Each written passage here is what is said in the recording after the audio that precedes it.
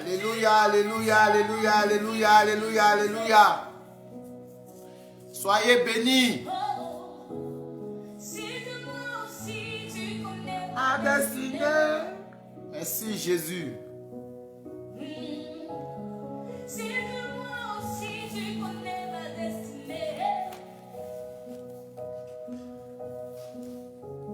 Merci Jésus. Soyez bénis, soyez bénis, soyez bénis dans le nom de notre Seigneur Jésus-Christ. À l'endroit où tu te trouves, que le sang de Jésus-Christ te purifie. Alléluia. Alléluia. Seigneur, moi aussi,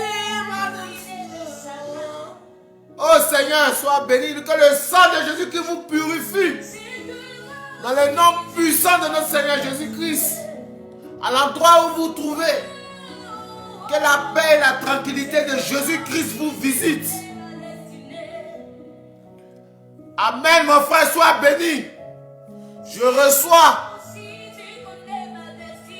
Alléluia. Ah, merci Jésus. Je ne sais comment te remercier pour tes merveilles dans ma vie, oh Jésus. Je ne sais comment te remercier pour la vie de mes frères et sœurs.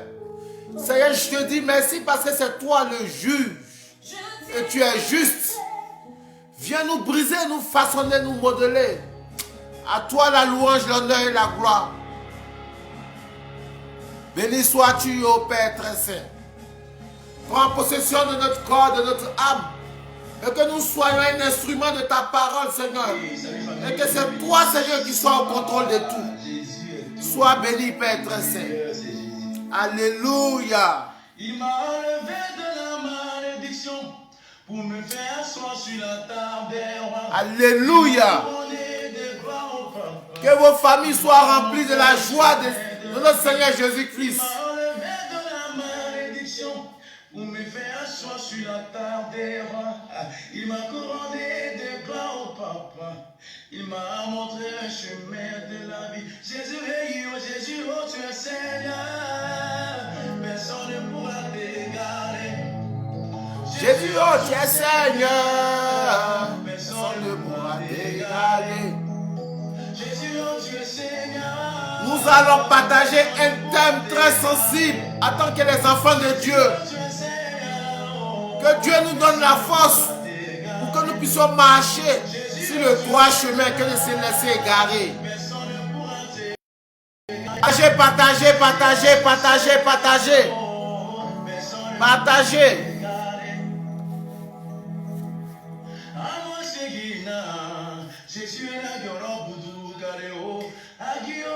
Oh, soyez bénis. Partagez, partagez, partagez, partagez.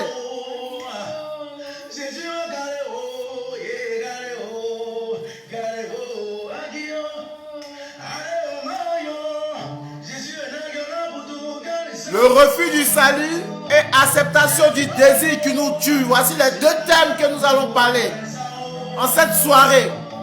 En fait, que Dieu puisse nous aider et que le salut nous soit accordé.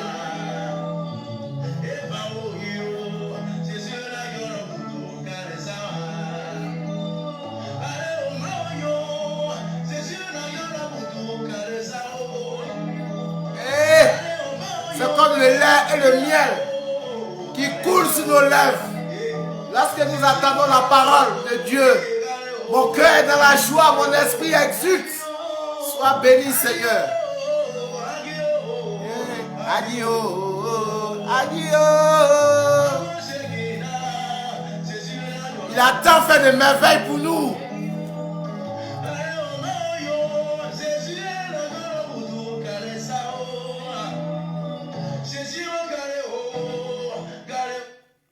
Amen, amen, amen, amen, amen. Amen, amen, amen, amen. Oh mon frère, ma soeur, je viens t'annoncer la bonne nouvelle. En fait, que tous les écailles qui sont dans notre yeux soient déversés. En fait, que nous ne soyons pas manipulés par les hommes, mais plutôt que nous puissions être guidés par le Seigneur Dieu des armées. Et que l'Éternel Dieu puisse nous montrer la voie dans laquelle nous devons marcher. Qui est l'homme pour pouvoir nous juger? Qui est l'homme pour pouvoir nous dire que ce que nous faisons, ce n'est pas bon? Si ce n'est pas dans la divinité céleste, selon l'Esprit Saint qu'il a révélé, qui prêche dans la chair, qu'il soit éloigné, loin de nos chemins, afin que Dieu même puisse nous prendre par la main et nous montrer la voie dans laquelle nous devons marcher. Oh mon frère, je vous exhorte à lire la parole de Dieu. Je vous exhorte à la méditer comme veut le Seigneur, notre Dieu. Je vous exhorte, ne vous laissez pas manipuler. Je vous exhorte, invoquez le Saint-Esprit pour vous orienter. La Bible n'a ni parlé de religion, mais elle a parlé de la sincérité de l'âme qui se répand devant la face du Seigneur, afin que le salut lui soit accordé. C'est vrai, les hommes de Dieu peuvent nous parler de Dieu, les hommes de Dieu peuvent nous montrer le chemin, mais il peut arriver que aussi ces hommes de Dieu-là puissent s'égarer en créant une masse pour les emmener en enfer. Amen, amen, amen, amen, amen, amen, amen. Le thème de ce soir, c'est le refus du salut et l'acceptation du désir qui tue l'âme et qui nous emmène au séjour de la géhenne. Frère, nous allons méditer le livre de Jean, chapitre 3, à partir du verset 16. La première partie de ce thème, c'est le refus du salut. Involontairement, nous nous égarons en pensant être sur le droit chemin, dans la démarche de notre salut.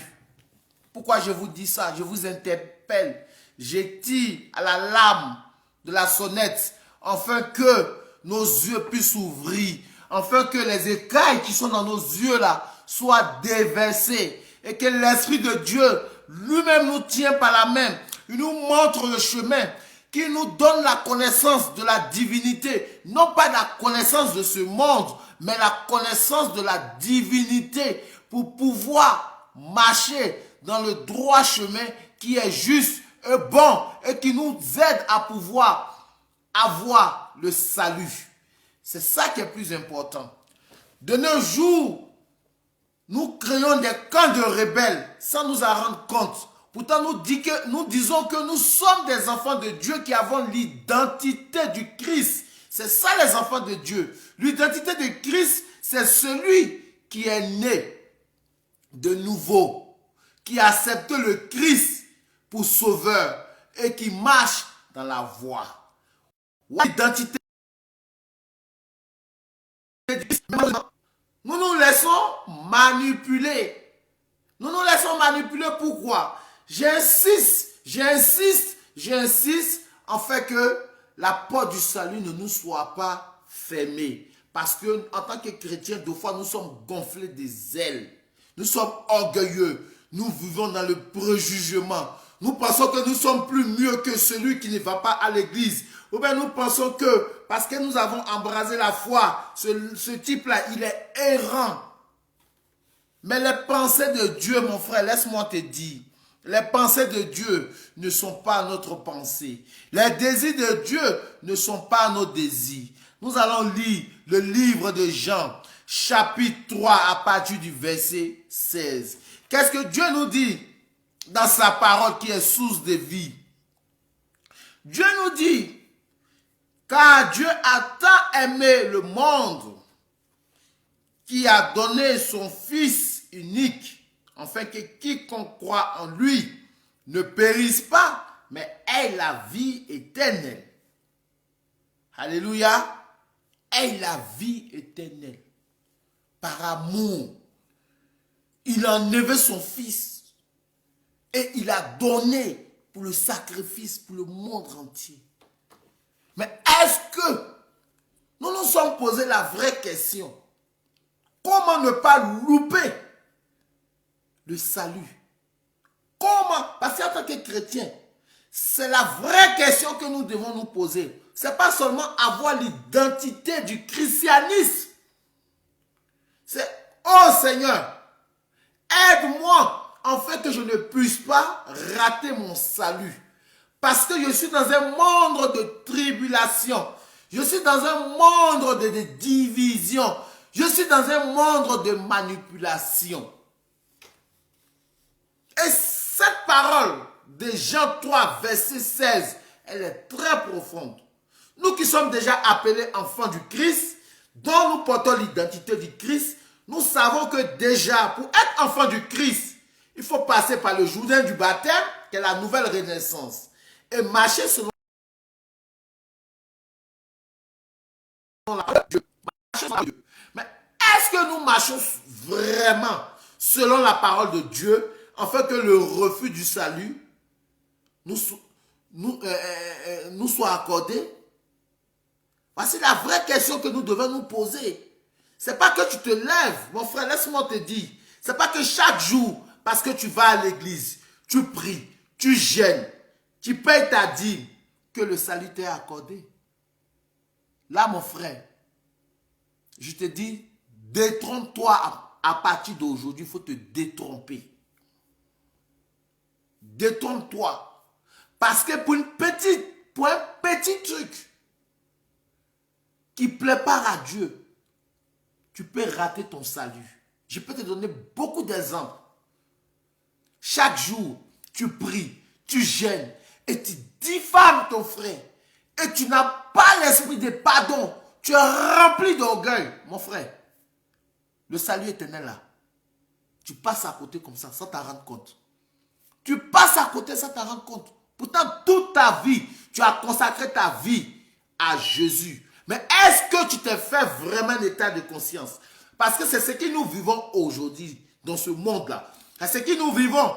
Parce que lorsque nous sommes dans les temples du Christ, on nous gave de la parole de Dieu. Et en nous gavant de la parole de Dieu, nous croyons que nous avons reçu le bon message. Et nous accusons nos frères. Nous dénigrons nos frères. Nous disons qu'il ne faut pas partir des enfants du christianisme. Nous disons que ce n'est pas un enfant de Dieu. Là, qu'est-ce que nous faisons? Nous prenons la place du juge. Jean 3, verset 16. Quand Christ donna sa vie, quand Dieu donna sa vie pour sauver l'humanité, c'était d'être juge pour le monde. Non pas que nous qui soyons nous-mêmes nos propres juges. Pour ça là seulement, mon frère, tu peux rater ton salut. Parce que nous sommes remplis d'orgueil. Quand le prédicateur prend le micro, quand il parle, tu vois même que le souffle qui sort dans le micro, la prédication est remplie d'hauteur, d'orgueil. Pourtant, nous tenons sur un seul bout de fil comme ça. Il suffit que le Seigneur tue ça comme ça. C'est fini. Ta vie là, elle n'a plus de sens. Elle n'a plus de sens. Et Dieu nous a donné, il nous a donné des exemples dans la Bible. Il nous a donné des exemples dans la Bible. Je vais le lire parce que je suis dans mon développement. Je suis dans mon développement pour que vous puissiez comprendre, pour qu'on puisse comprendre, pour qu'on puisse se faire un état de conscience, nous-mêmes personnellement dans notre vie. Être enfant du Christ, c'est porter son identité. C'est-à-dire que j'ai reçu le baptême, ma nouvelle renaissance. Mais est-ce que c'est ce qui va me faire que je serai accordé par le salut ou plutôt que je refuse le salut éternel? Parce que inconsciemment, je peux refuser le salut éternel. Pourquoi refuser le salut éternel inconsciemment? Parce que je suis braqué, parce que je suis dans le jugement, parce que je crois que je suis mieux que mon frère, parce que je crois que mon frère n'a pas reçu le Christ, parce que je crois que mon frère adore les statues. Donc, lui, il ne fait pas partie d'un enfant du Christ, mais il est dans des sectes. Mon frère, voici ce qui va te faire perdre ton salut. Ce n'est pas parce que ton homme de Dieu t'a dit que telle personne adore ceci, tu vas te braquer. Prie plutôt pour cette personne. Prie pour cette personne. Prie plutôt pour cette personne afin que le refus du salut ne soit pas dans ta vie. Parce qu'aujourd'hui, voilà comment nous nous perdons. Là, je vous explique. Je vais vous donner des versets bibliques. Pourquoi j'insiste dessus? J'insiste dessus parce que nous croyons être de bons chrétiens. Nous croyons avoir la foi. Nous croyons que nous marchons sur la bonne voie. Mon frère, nous sommes dans l'imperfection. Durant toutes nos vies, nous serons dans l'imperfection. Durant toutes nos vies, nous serons dans l'imperfection. Même cet homme de Dieu qui te prêche la parole de Dieu, qui te révolte, qui te dit que non, tu es dans une mauvaise église, que tu adores les bois, tu adores les statues. Tu sais qu'est-ce qu'il est en train de faire? Il est en train de t'exciter dans la haine. La Bible nous dit de dénoncer la vérité. Et lorsque l'homme ne comprend pas, qu'est-ce que tu fais? Tu pries dans le secret. Tu pries pour la délivrance de cette personne. C'est ce que la Bible nous dit. Tu pries pour cette personne. Mais déjà le fait de t'exciter, à te braquer, à avoir des jugements contre ton prochain, à avoir dit que ce n'est pas un homme de Dieu, mon frère, tu refuses le salut éternel. Tu refuses le salut éternel. Parce que nous lisons seulement, oh Dieu a tant donné et son fils est mis à la croix pour que nous ayons la vie. Elle est profonde cette parole-là. Très profonde. Très profonde cette parole. Elle est très profonde. Partagez. Partagez le direct pour aider d'autres personnes. S'il vous plaît, partagez ce direct pour aider beaucoup de personnes. Pour sauver des vies. Pour que le salut nous soit accordé. Non pas que ça nous soit refusé. Partagez s'il vous plaît. Aidez nos frères chrétiens. Pour aider ceux qui en ont besoin d'âme. Que les âmes soient sauvées. Pour ceux qui cherchent leur foi. Pour ceux qui ont besoin d'aide spirituelle. Qui puissent croiser un homme de Dieu dans la maison du Seigneur. N'importe quel homme de Dieu, que l'Esprit Saint va l'orienter. Et puis il puisse prendre sa conversion pour embraser la foi chrétienne. Mon but c'est ça. Ma mission c'est ça. Je ne suis pas là pour dire, viens que telle église est bonne, telle église n'est pas bonne. Je suis là pour aider mes frères qui me suivent. Je suis là pour donner de l'envie à mon frère d'embraser la foi chrétienne. Je suis là pour aider mon frère, pour dire que Christ est le salut éternel. Donne ta vie à lui. Marche selon ses recommandements. Pratique sa parole. C'est ce qui fera de toi son enfant bien-aimé. C'est pas dans les préjugements. C'est pas lorsque l'homme de Dieu te dit que tu es dans une mauvaise église. C'est pas ça qui va te faire que tu seras sauvé. Mais c'est plutôt la parole. En la pratiquant. En avoir soif de Dieu. En se façonnant, en se brisant, en se laissant que Dieu même te façonne, que Dieu même te remodèle, que même Dieu même te donne la véracité de grandir. C'est ce qui te fera de toi un enfant de Dieu. C'est pas ce que le pasteur te dit, c'est pas ce que le prêtre te dit, c'est ta relation entre toi et ton Dieu. Comment tu as soif de lui, de la manière tu as quand tu as faim, tu cherches la nourriture à manger. C'est cette relation-là qui va t'aider. C'est cette relation-là qui va t'aider à grandir spirituellement. Arrêtons d'être des hommes qui remplissons la maison de Dieu pour être des rebelles, pour partir attaquer nos frères chrétiens, pour partir attaquer d'autres hommes, croyant que nous sommes justes et que eux ils sont mauvais. Voilà comment on va perdre nos saluts. C'est ce qu'on appelle le refus du salut. Parce que nous prenons la place du juge. Nous prenons la place du juge. Est-ce que c'est toi qui as donné ta vie à la croix? Tu peux me répondre, frère. Est-ce que c'est toi qui as donné la vie à la croix? Tu n'as pas ta vie à la croix. Tu n'as fait aucun sacrifice. Mais qui es-tu? Qui sommes-nous pour pouvoir juger? Qui sommes-nous pour prendre la place du juge? Qui? Implore plutôt la miséricorde de Dieu. Implore plutôt la miséricorde de Dieu. Afin que le salut te soit accordé. Non pas pour être juge. C'est ce qui dit cette parole-là. Jean 3, verset 16. Cette parole-là, c'est une divinité. Elle est remplie de beaucoup de connaissances qui nous aident à pouvoir déverser les écailles de nos yeux. Qui sommes-nous pour prendre la place du juge? Est-ce que nous avons donné notre vie à la croix? Non. C'est Jésus-Christ qui a donné sa vie à la croix. Pour nous, par amour. Afin que nous ayons l'identité du Christ sur notre front. qu'elle soit marquée par le signe de croix et que nous maintenant nous puissions pratiquer sa parole en vivant dans l'humilité, en vivant dans la simplicité, en ne pas jugeant notre frère, en marchant selon la recommandation et la voie de son Fils bien-aimé Jésus-Christ. Là, mon frère, tu es sur le chemin de ton salut. Tu es sur le chemin de ton salut. C'est-à-dire que tu fais une démarche spirituelle. Tu fais une démarche spirituelle. Parce que ce que nous faisons, c'est la démarche. En fait que nous soyons un jour parmi les élus du Christ. C'est cette démarche-là que nous faisons. Mais ce n'est pas parce que nous avons fait cette démarche que nous prétendons être mieux que les autres. Ou bien ceux qui n'ont pas encore embrasé la foi. Ou bien ceux qui croient être sur le chemin. Je dis que quoi? Je suis venu non pas pour ceux qui sont bien portants, mais ceux qui sont malades. Donc nous tous qui nous trouvons dans la maison du Seigneur, nous sommes malades. Et il y a les plus malades que d'autres malades. Il y a des degrés de maladie dans la maison du Seigneur. Il y a des degrés de maladie dans la maison du Seigneur. Il y a d'autres qui ont des cancers.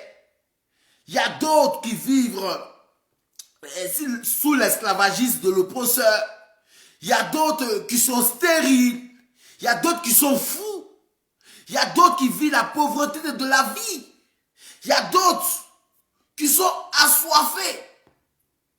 Il y a d'autres qui sont aveugles. C'est pourquoi Jésus nous dit, je suis venu pour les malades, non pas pour les bien portants. Donc nous tous qui nous trouvons dans la maison du Seigneur, nous sommes tous malades. Même le prêtre qui te parle la parole de Dieu, il est malade. Même moi-même qui suis là qui te parle la parole de Dieu, je suis malade. Même le pasteur qui te parle la parole de Dieu, il est malade. Mais il y a les nouveaux de maladie. Il y a des nouveaux de maladie.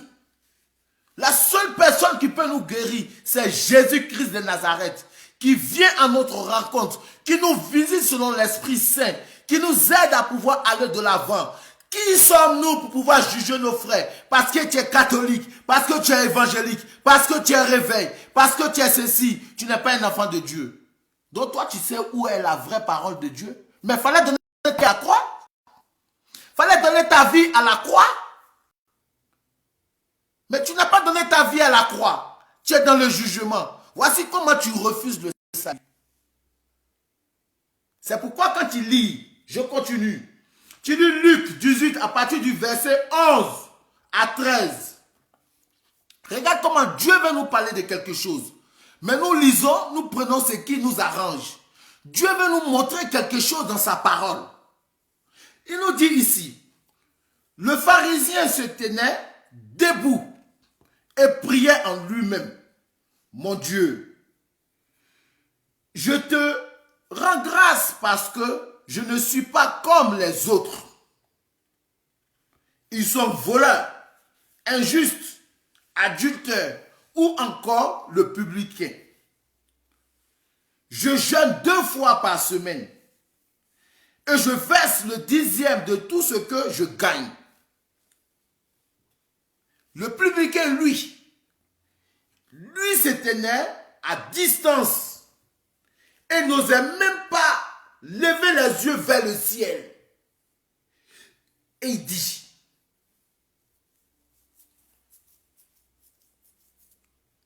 mais il se frappait la poitrine en disant, mon Dieu, montre-toi favorable au pécheur que je suis. Montre-toi favorable au pécheur que je suis. Le publicain, voici sa prière. Et Dieu trouva que ce publicain était sincère et rempli de regrets. Et cet homme-là, Dieu l'a relevé. Parce que celui qui se rabaisse, Dieu te relève. Et celui qui s'élève, Dieu le rabaisse. Dieu a trouvé que le publicain était plus juste que le pharisien. Donc si ces deux-là devaient accéder, lui qui devait accéder au royaume des cieux, c'est le publicain qui devait accéder au royaume des cieux. Vous voyez que les pensées de Dieu ne sont pas nos pensées? Les désirs de Dieu ne sont pas nos désirs.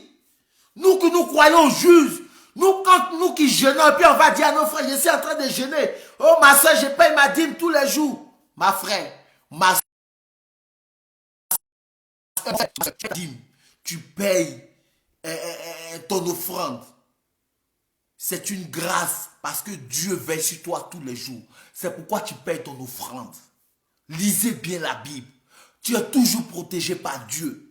Rien ne manque dans ta maison. C'est pourquoi tu payes cette dîme. Ce n'est pas parce que tu crois que tous les dimanches, tous les lundis, tu es à l'église, que toi, tu seras sauvé. Déverse les écailles qui sont dans tes yeux. Lorsque ton pasteur te donne la parole, prie au Seigneur pour que Dieu t'aide. Non pas, il ne faut pas te braquer contre les autres. Il ne faut pas dire d'autres sont infidèles. Il ne faut pas dire d'autres ne sont pas convertis. Il ne faut pas dire que d'autres ne prient pas d'autres dieux. Toi-même, tu t'emmènes droit dans le mur. Toi, avec ton pasteur ou bien ton prêtre, vous partez droit dans le mur. Vous partez dans le feu de la gêne. Ce n'est même pas que le salut vous soit raté, mais vous partez dans le feu de la gêne parce que vous prenez la place du juge. Parce que c'est vous qui avez donné votre vie à la croix pour que nous, on puisse vous suivre. Voilà comment on refuse le salut, sans s'en rendre compte. Et c'est ce qu'aujourd'hui l'Église vit. C'est ce qui ce monde modèle vit aujourd'hui. Parce qu'aujourd'hui, nous nous combattons entre nous. Nous nous combattons. Nous nous haïssons. Nous nous détruisons. Nous sommes hypocrites. Nous disons que non, c'est nous, il y a Dieu ici. L'autre dit non, c'est toi, il y a Dieu ici. L'autre dit non, c'est toi qui es plus bien. Mais qui sommes-nous? Ce n'est pas notre tâche. Tout ce que nous disons là, ce n'est pas nous qui devons dire ça. Ça ne nous appartient pas de dire ça. Ça appartient seul à un seul juge. C'est Jésus-Christ de Nazareth. Ça à lui, ça appartient. De tous nos cœurs, de tous nos âmes, d'être façonnés, d'être modelés, d'être agréables à Dieu, de chercher sa faveur. Parce que nous sommes toujours dans l'imperfection. Nous sommes toujours dans l'imperfection. Je vous lis pour que vous compreniez bien comment on se perd. Le bon larron. Pourquoi le bon larron a été admis au paradis? Le bon larron est admis au paradis. Pourtant, le bon larron n'était pas un chrétien. Le bon larron, il n'a jamais pratiqué la religion. Le bon larron ne connaissait pas Jésus. Mais tout ça, ça doit vous interpeller. Tout ça, ça doit vous ouvrir vos yeux. Ce n'est pas parce que je vais à l'église que je crois que j'ai le salut éternel. C'est une démarche. Et maintenant, le juge me donnera l'accord ou pas. Ce n'est pas parce que je prêche la parole de Dieu tous les jours que je crois que le salut me soit accordé. Ce n'est pas parce que je jeûne tous les jours que je crois que le salut me soit accordé. Mais quand nous lisons la Bible, demandons au Saint-Esprit de nous aider. Disons au Saint-Esprit de nous orienter. Parce que toi, tous les dimanches, tu vas à l'église. Donc toi, tu crois que tu es plus mieux que celui qui ne va pas. Mais prie, mon frère. Prie plutôt que cette personne puisse être changée et venir à Dieu, faire la démarche comme toi. Luc 23, verset 39 à 43. On dit, mais l'autre lui fit de vifs reproches, et tu ne crains donc pas Dieu. Tu es donc un condamné, toi aussi, et pour nous, c'est juste après ce que nous avons fait. Nous méritons, mais lui, il n'a rien fait de mal, et il disait, Jésus, souviens-toi de moi quand tu viendras dans ton royaume. Jésus lui déclara, Amen. Je te le dis, aujourd'hui, tu es avec moi dans les cieux. Amen, ça veut dire, crois qu'aujourd'hui, tu es avec moi dans les cieux. Parce que pourquoi ce gars-là, Dieu a accepté un pécheur au paradis? Pourquoi Dieu a accepté un pécheur au paradis? Dieu veut vous faire comprendre quelque chose dans sa tête, dans nos têtes. Un pécheur qui ne connaissait pas Dieu, qui ne pratiquait pas, qui était condamné à mort, qui était mis à la croix. Mais il a eu le regret de ses péchés. Et il a réprimandé son collègue en lui disant, ne crains-tu pas Dieu? Celui-là est juste, il n'a rien fait. Pour nous, nos sentences est juste parce que nous avons fait ce qui est juste. Chaque jour dans nos prières, c'est ce que nous devons demander au Seigneur. Seigneur, je ne suis pas juste. Brise-moi, façonne-moi, afin que je ne puisse pas réprimander mon frère, afin que je ne puisse pas juger mon frère, que je sois un modèle comme Christ a été un modèle. Parce que j'ai soif de la parole. Je veux marcher comme Christ. Que sa volonté me visite, me restaure. Pour que je sois agréable aux yeux de Dieu plutôt qu'aux hommes. Voici la prière que nous devons faire jour et nuit devant le Seigneur. Jour et nuit, la prière que nous devons faire au Seigneur, voici ça. Jour et nuit, ce que nous devons demander au Seigneur, voici ça. Parmi tous les prophètes, qui était juste que Moïse? Expliquez-moi. Personne n'a été juste que Moïse. Mais qu'est-ce que Dieu a dit à Moïse? Tu n'accéderas pas à la terre promise. Pourquoi? Vous pensez que c'est parce que Moïse était imparfait? Moïse a servi Dieu de tout son cœur, de toute son âme. Mais Dieu lui dit, tu n'accéderas pas à la terre promise. Parce que ton peuple a péché contre moi. Est-ce que tu comprends? On comprend un peu cette parole-là. Ceux qui se prétendent que ce sont des prêcheurs de la parole là, vous prêchez. Ceux qui se disent qu'ils sont justes devant Dieu là, écoutez bien la parole de Dieu à Moïse. Mais lorsque Dieu a dit à Moïse, tu ne rentres pas à la ville de Canaan, c'est parce que le peuple a péché. Donc ceux qui font que les gens commettent des abominables de péché, ceux qui manipulent le peuple de Dieu, vous pensez que parce que vous manipulez le peuple de Dieu n'aura pas le salut? Mais vous mentez.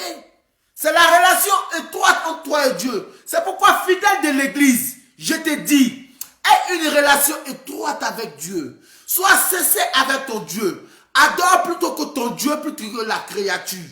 Adore ton Dieu plutôt que la créature, que le créateur. Adore ton Dieu, le créateur, plutôt que la créature. Quand un homme de Dieu te donne la parole, arrête d'évasionner dans la salle. Parce que tu ne sais même pas que sur cet homme de Dieu-là, ce qu'il te dit, si c'est pour t'amener à l'abattoir. Tu ne sais même pas. Prie le Saint-Esprit pour que le Saint-Esprit puisse t'aider et prends ce qui est bon et laisse ce qui n'est pas bon. Ne sois pas une chute pour ton frère. Parce qu'un homme de Dieu t'a dit que telle église n'est pas bonne. Demain, quand tu sors de l'église, là, tu commences à attaquer cette église. Tu deviens un point de chute pour les autres. Voilà comment le salut te sera refusé. Voici comment toi, mais tu refuses le salut involontairement. Parce que c'était comme si c'était toi qui étais mort à la croix. C'était comme si c'était toi qui as donné ta vie à la croix. Or que tu n'as même pas fait un petit sacrifice. C'est maintenant que tu cherches une démarche auprès du Seigneur. Tu ne connais même pas ce qu'on appelle la souffrance. Parce que ce que tu vis là, ce n'est pas la souffrance. Ce sont des épreuves pour que tu puisses grandir dans ta foi.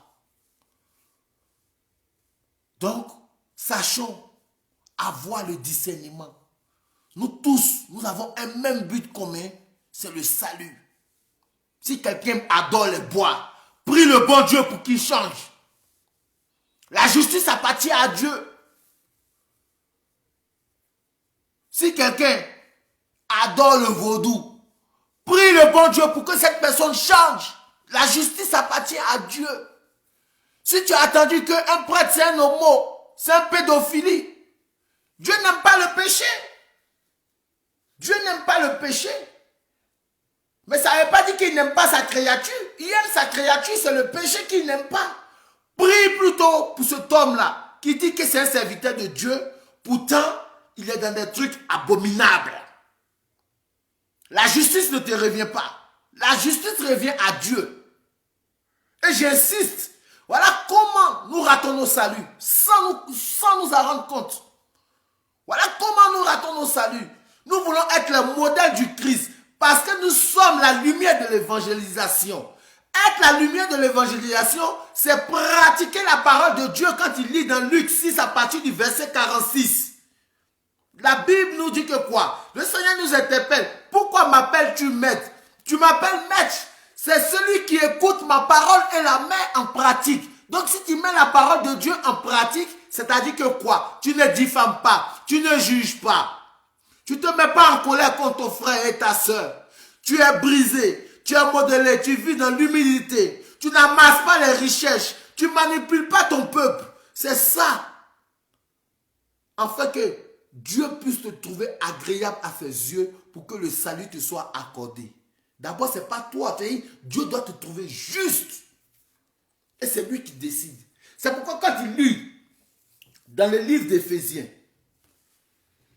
Éphésiens 2 à partir de 8 à 9. Qu'est-ce que la Bible nous dit? Il dit en effet, c'est par la grâce que vous êtes sauvés, par le moyen de la foi. Par le moyen de la foi. C'est par la grâce que vous êtes sauvés, par le moyen de la foi. Et cela ne vient pas de vous. Donc, c'est le don gratuit de Dieu. Ce n'est pas par vos œuvres, afin que personne ne puisse s'inventer. Est-ce que vous comprenez ça? Nous sommes sauvés par le moyen du don de la foi. C'est-à-dire, lorsque nous avons reçu Christ, nous nous accrochons à Christ. Et celui qui s'accroche en Christ ne fait pas ce qui est indigne, ne fait pas ce qui met Dieu en colère. Et par sa grâce maintenant, Dieu nous donne favorable au salut éternel. Non pas par notre mérite, non pas par nos œuvres, mais il nous fait le don gratuit parce que c'est lui qui en a décidé. Parce que c'est lui qui a décidé que tu dois accéder au salut éternel. Non pas parce que tu as gêné, parce que tu as payé ta dîme, parce que tu vas à l'église tous les jours, parce que non. Tu peux aller tout ça. Voici ça. Éphésiens 2 à partir de 8 à 9. Non pas par tes œuvres, mais un don gratuit de Dieu. Par la foi. Parce que tu as cru. Et lorsque tu crois, tu ne fais pas ce qui met le cœur de Dieu en colère. Ah Seigneur, dites-moi un amen. C'est-à-dire que la parole de Dieu là, quand l'Esprit Saint n'est pas encore descendu dans ton cœur là, tu ne peux pas comprendre. C'est pour ça que ça me fait rire quand je vois les gens, oh, tu adores les doctrines. Vous ne savez même pas ce que vous dites. Oh, tu es dans les doctrines. Oh, vous adorez les ceci. Oh, vous faites cela. Que Dieu nous pardonne. Que Dieu pardonne chacun de nous. Nous prions pour que nous soyons toujours dans la réconciliation. Le but, c'est Jésus-Christ de Nazareth. Jésus-Christ de Nazareth. Afin que mon âme ne périsse pas, mais plutôt que mon âme soit sauvée. Que suis-je pour prendre la place du juge? Jugez-moi si vous trouvez favorable. Je m'en lave les mains, mais je prie la miséricorde de Dieu. Nous devons être des exemples à la suite du Christ.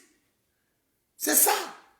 Nous disons que nous sommes les enfants de Dieu, mais nous ne marchons pas à sa suite. Nous sommes dans le déniement, nous sommes dans le dénigrement, nous sommes pour blasphémer. Nous haïssons nos frères, nous vivons dans l'hypocrisie. Vous pensez que tous ces gènes, c'est quoi que vous faites là? C'est zéro.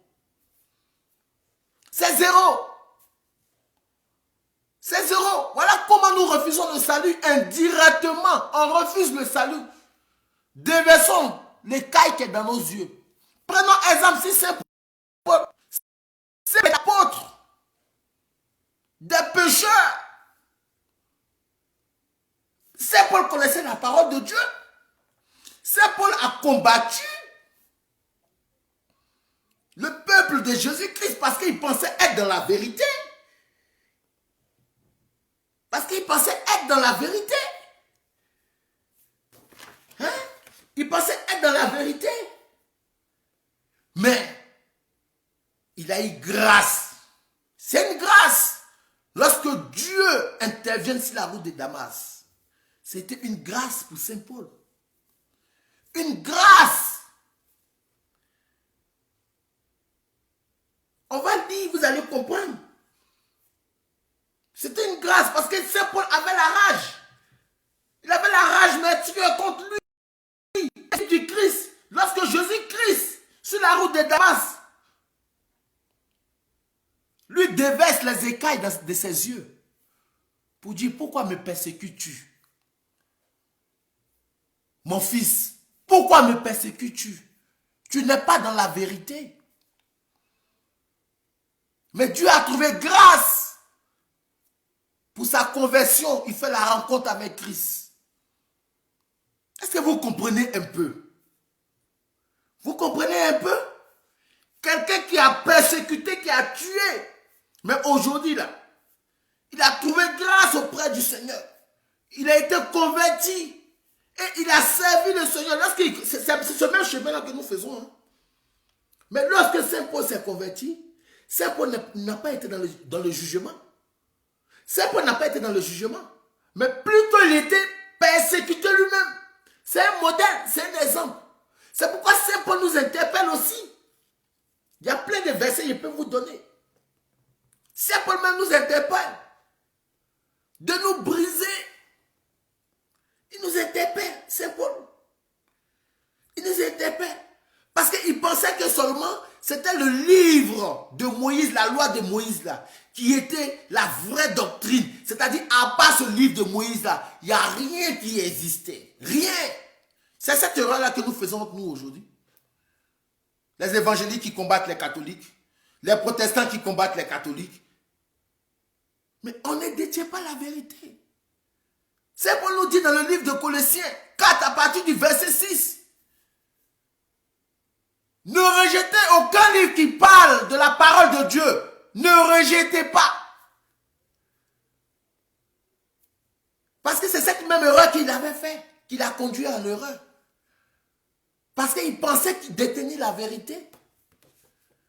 Mais vous attaquez l'église, vous vous basez seulement sur la Bible. Ok, la Bible même dit qu'elle ne contient pas toute la vérité. Mais quand vous le lisez là, ayez une divinité spirituelle. C'est l'Esprit Saint qui nous aide. C'est l'Esprit Saint qui nous accompagne. C'est l'Esprit Saint qui nous guide parce que même la Bible, c'est Christ lui-même. La Bible, c'est Christ lui-même. Je vous interpelle, frères et sœurs. Arrêtons de rentrer dans le déniement en fait que nous refusons le salut indirectement. Parce que c'est indirectement que nous refusons le salut. C'est-à-dire qu'on ne sait même pas qu'indirectement, on est en train de s'entretuer. En fait que le salut ne nous soit pas accordé. C'est ça. C'est ça. Saint Paul a eu grâce auprès du Seigneur et il a été l'apôtre des pécheurs. C'est pourquoi Saint Paul nous dit, oh Seigneur, regardez comment il est humble. C'est-à-dire l'Esprit de Dieu l'a visité. Oh Seigneur, après avoir prêché que le salut ne me soit pas accordé, je t'en supplie, oh Seigneur, faut pas que quand je finis de prêcher la parole de Dieu, et puis un jour, je m'en rends compte que les portes ne soient fermées. Donc si tu as prêché jusqu'à, tu as parlé, tu as délivré, tu as parlé en langue, tu as fait des miracles, et puis tu imagines que le salut t'est pas accordé, mon frère. Mais tout ce chemin que tu as fait, c'était pourquoi? C'est pour nous interpeller dessus. C'est pour dire que nous n'avons pas encore atteint la perfection. Durant toutes nos vies, nous ne serons pas, comment je peux dire, nous n'allons pas être comme Christ. On serait toujours dans le péché. Mais Dieu nous fera grâce selon sa volonté si nous devons accéder au salut éternel. Tout ce qui nous fait besoin, chrétien, j'ai reçu le baptême, je paye ma dîme, je prie jour et nuit, je jeûne. On appelle ça une démarche. Je suis dans la démarche pour que je sois agréable au Seigneur. Je sois agréable à celui à qui appartient la justice. C'est pourquoi la Bible nous parle de l'enlèvement. Pourquoi la Bible nous parle des enlèvements? Il y a des gens qui auront cru en Dieu. Des fois même vous êtes dans les églises, où ces églises-là, ces hommes-là, ce sont des voleurs. Ils volent vos richesses. Ils vous pillent. Mais c'est ta relation entre toi et Dieu. Et c'est là, Dieu ne va pas te condamner. Parce qu'il connaît la relation qu'entre toi et lui. C'est cette grâce-là qu'il a fait à Saint Paul. Parce qu'il a vu que Saint Paul était attaché à la doctrine. Saint Paul était esclave de la doctrine. Mais Saint Paul, ça aveuglait. Parce qu'il pensait que, à part les lois de Moïse, il n'y avait pas d'autres. Il ne voulait même pas entendre parler de Jésus-Christ. Mais Dieu s'est révélé en lui. Et c'est ce que nous sommes en train de faire. Et un jour, on se croit juste, on se croit dans la perfection, parce que je prie, je gêne, je paye ma dîme. Tu te crois, tu te dis que tu es bien. Non, mon frère, brille pas. Parce qu'il y a plein d'hommes de Dieu qui sont remplis d'orgueil. Quand tu les vois prêcher, oh Seigneur, je te demande pardon, je prie pour ces hommes de Dieu-là. Parce qu'on les applaudit. On les applaudit. Pourtant, ils ne savent pas que nous tous, nous sommes malades. C'est pourquoi nous tous, nous retrouvons en raison. C'est ça. J'ai mal. Je suis souffrant intérieurement en moi. Parce que quand je vois des gens qui condamnent les frères, je vois les frères qui jugent les frères, je vois les frères qui disent non, tu n'as pas embrasé la foi spirituelle. Tu es dans une fausse église, tu es dans une fausse doctrine. Chez toi, on ne prie pas assez, mon frère, j'ai mal pour toi. Répands-toi sincèrement. Demande au Seigneur afin que tes lèvres ne soient pas une contradiction de chute pour toi, mais elles soient plutôt une parole de délivrance pour toi. Que tu puisses te briser, que tu puisses prier le Seigneur Dieu des armées. C'est ça. Je ne vais pas trop m'attarder sur ce sujet. On va passer au deuxième volet.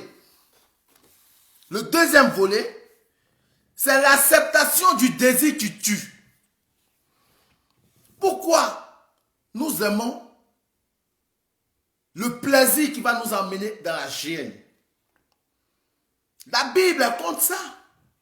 On dit on te donne un don gratuit de Dieu pour que ton âme soit sauvée. Accepte Jésus-Christ. Baptise-toi. Proclame sa parole. Marche selon la volonté de Dieu. On trouve ça difficile. Oui, parce que tu prends la Bible quand tu veux lire. Tu as sommeil. Quand on te dit, donne-moi un verset de la Bible, tu dis, oh, laissez-moi vos histoires de Dieu. Mais mon frère, tout à l'heure, on te dit, va en boîte.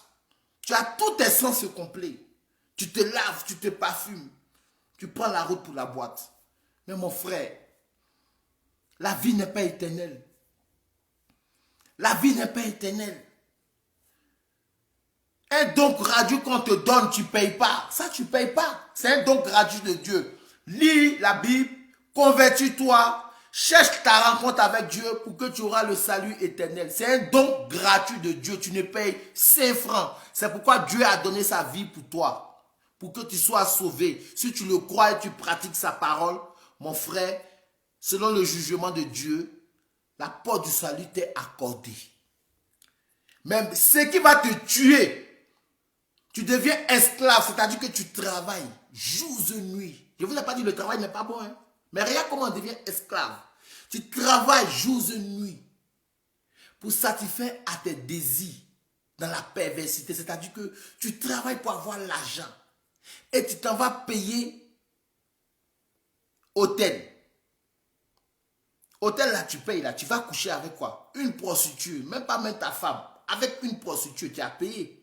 Et ce que tu as payé pour aller jouir de ton plaisir là, c'est ce qui va te tuer. On dit la cigarette, abus pour la santé. C'est écrit noir sur blanc. C'est pas écrit dans la Bible. Hein? Mais toi-même tu vois, c'est pourquoi il n'y a pas de la divinité spirituelle. Parce que, c'est-à-dire Dieu est grand que tout. C'est pas tout qui est dans la Bible. C'est-à-dire que c'est écrit. On dit que le tabac tue. L'excès tue. Mais toi tu vois ça. Et puis tu fumes. Jusqu'à quand tu te tues. C'est-à-dire, Voilà comment tu te tues. On dit l'alcool est abusif pour la santé. Toi, tu bois l'alcool. Tu bois jusqu'à ce que tu deviens esclave de ça. Tu n'as plus de maîtrise en toi. Tu deviens ivrogne jusqu'à ce que l'alcool te tue. Les gens vont me dire, mais tout tue dans la vie. Non. Il y a des morts naturelles.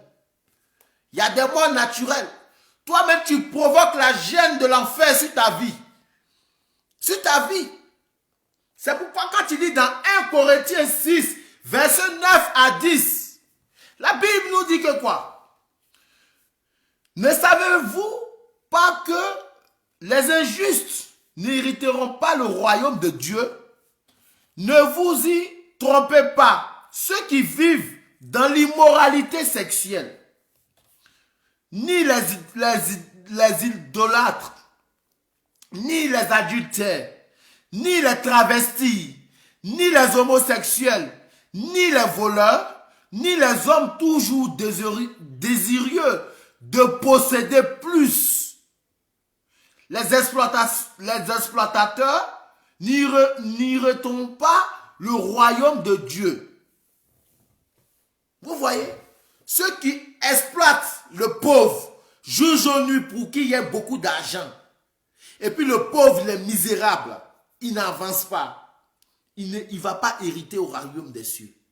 Toi qui t'es changé de homme à femme ou bien de femme à homme, tu n'hériteras pas le royaume des cieux.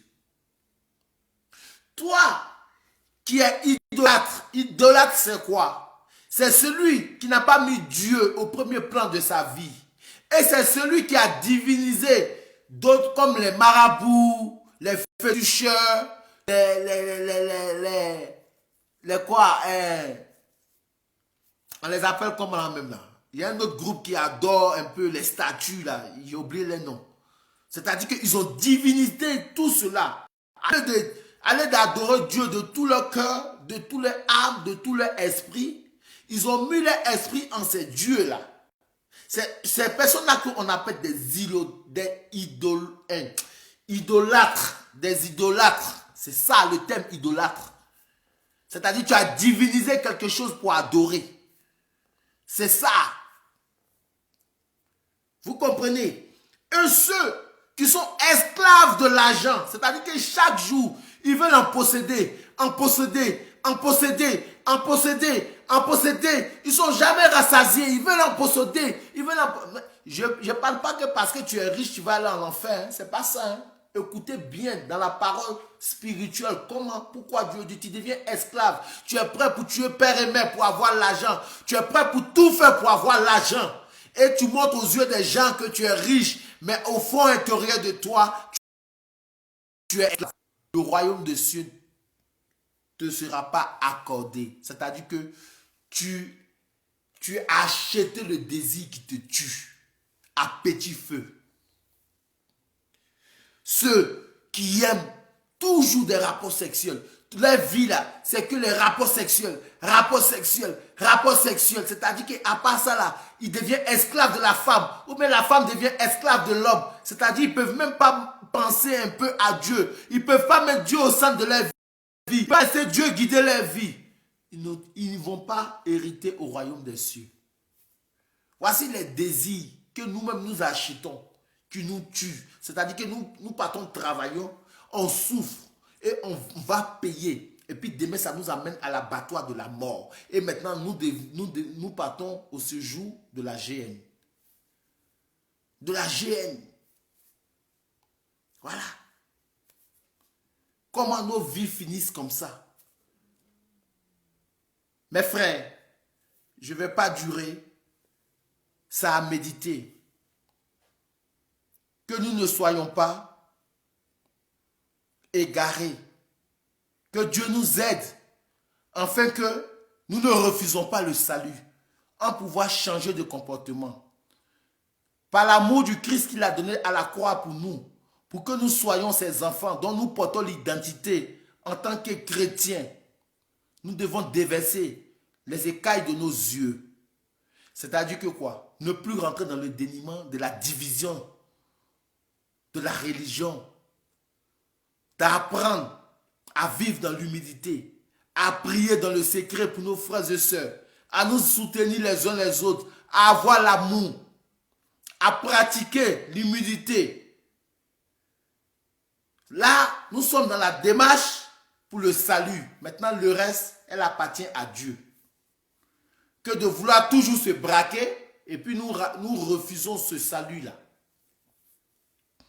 Et aidons nos frères qui sont esclaves dans la vie spirituelle.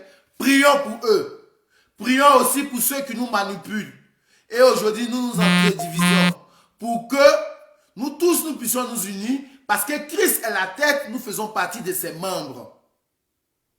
Parce que Dieu veut que nous contribuions au salut éternel pour voir la valeur et l'efficacité.